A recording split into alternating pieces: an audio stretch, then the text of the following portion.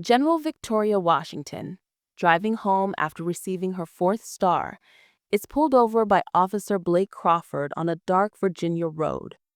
When she reaches for her military ID, Crawford draws his weapon, shouting racial slurs. As he aims at her head, a red dot appears on his chest. The crack of a sniper rifle echoes as Crawford falls. Victoria stares at her security detail emerging from the shadows, realizing this moment will forever divide her distinguished 30-year military career into before and after. Victoria Washington grew up in the projects of East Richmond, Virginia, where dreams died faster than the flickering streetlights that barely illuminated the cracked concrete walkways between dilapidated apartment buildings. Her father, a Vietnam veteran who returned home to find a country that still viewed him as less than human, worked 3 jobs to keep food on the table. Her mother, a school janitor with 2 college degrees no white employer would recognize, instilled in Victoria an unyielding belief that excellence was the only option. As the oldest of 5 children, Victoria learned responsibility early, waking before dawn to help her siblings prepare for school before tackling her own studies with a ferocious determination that both impressed and intimidated her teachers. Despite maintaining a perfect 4.0 GPA, her white guidance counselor suggested she consider vocational training instead of college, calling her aspirations to attend West Point unrealistic and inappropriate. Victoria applied anyway, securing a nomination from a congressional representative who recognized the fire behind her calm, analytical eyes. At 17, Victoria left Richmond on a Greyhound bus with everything she owned in a single duffel bag, heading to West Point, where the real battle for respect would begin. From her first day at the academy, Victoria faced a barrage of microaggressions and overt discrimination. Male cadets refused to follow her orders during training exercises. Instructors scrutinized her work with unprecedented rigor, searching for any flaw to justify their preconceived notions.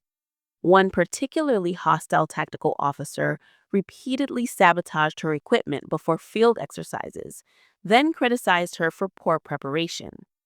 Rather than complain, Victoria adapted, checking her gear 3 times, studying twice as long as her peers, and outperforming everyone in physical training. She graduated first in her class, silencing critics but creating powerful enemies who would resurface throughout her career. During her early years as an officer, Victoria served in combat zones, where bullets made no distinction based on skin color. She led troops through ambushes in Afghanistan, coordinated complex extraction operations in Syria, and modernized logistics systems that saved countless lives during natural disaster responses. Her leadership style combined tactical brilliance with genuine care for those under her command, earning a loyalty that transcended race or gender. After each promotion, the challenges intensified. Fellow officers spread rumors questioning her qualifications. Anonymous complaints appeared in her file before crucial review boards. At one point, her security clearance was temporarily suspended based on fabricated concerns about foreign contacts, an investigation that found nothing but delayed her career advancement by 18 months. Through it all, Victoria maintained her composure, understanding that expressing even justified anger would activate the angry black woman stereotype that white colleagues were waiting to confirm. Her excellence became her armor, her results an irrefutable response to whispered doubts. Now, at 54, Victoria had achieved what only one other black woman in American history had accomplished, receiving her 4th star in a ceremony attended by the President and Joint Chiefs of Staff. General Victoria Washington commanded the Eastern Strategic Command, overseeing military operations and readiness for the entire eastern seaboard and parts of Europe. Her security detail typically included 6 highly trained personnel in 2 vehicles. But tonight, she had requested privacy to visit her mother, whose cancer had progressed to stage 4. What Victoria didn't know was that her security team, led by a fiercely loyal Major Marcus Jackson, had disobeyed her direct order and followed at a distance, a decision that would save her life but create a constitutional crisis that would shake the foundations of military and civilian relations. The traffic stop occurred on a poorly lit county road that Victoria had chosen specifically to avoid attention. Officer Blake Crawford had activated his lights after following Victoria's unmarked government sedan for 3 miles. As she pulled over, Victoria sighed with frustration at the delay, but felt no fear, having navigated racial profiling traffic stops throughout her life, even as her rank increased. She could not have known that Crawford had specifically targeted her vehicle after running her government plates through a restricted database, nor that the routine appearing stop was anything but random. As Crawford approached, with his hand already on his weapon, Victoria rolled down her window, maintaining the calm demeanor that had become second nature through decades of being the only Black woman in rooms full of white men. When Crawford saw her face, something in his expression shifted from suspicious to malevolent, a change Victoria had witnessed before, but never with such intensity.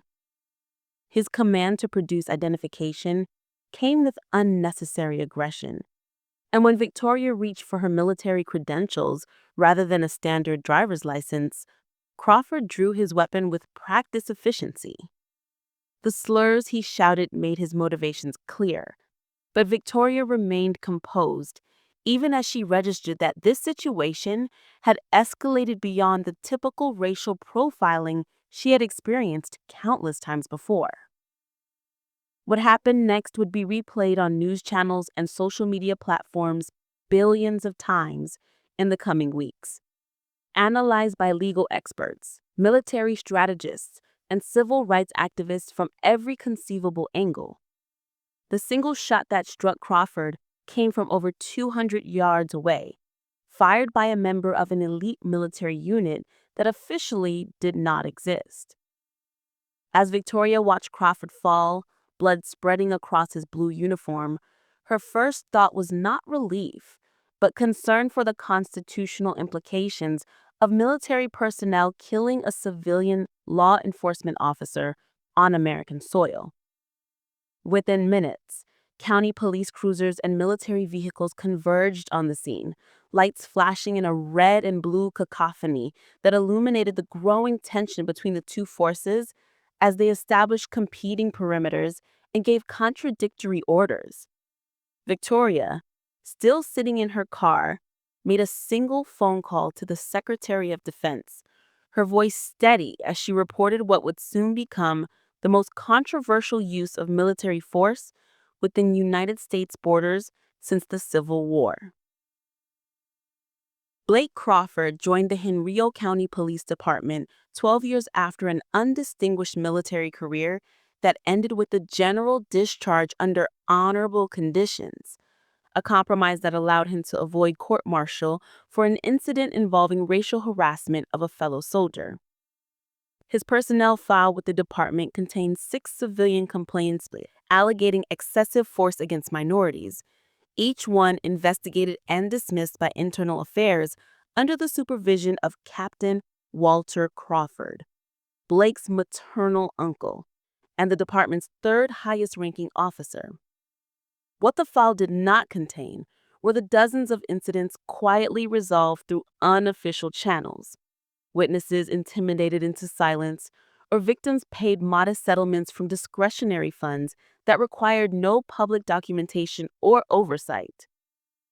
Crawford maintained a reputation among his colleagues as a solid officer who handled business efficiently in neighborhoods where other officers preferred not to patrol alone. Behind closed doors at shift change meetings or during after-hours gatherings at the Blue Line, a bar known for its police clientele, Crawford spoke more freely about his views on race and proper policing methods. These conversations revealed his membership to Blue Shield, an informal network of like-minded officers across multiple departments who shared information on minority drivers to target judges sympathetic to officer testimony regardless of evidence, and strategies for ensuring body camera malfunctions during problematic encounters. Crawford's participation in Blue Shield had accelerated in recent years as his personal life deteriorated.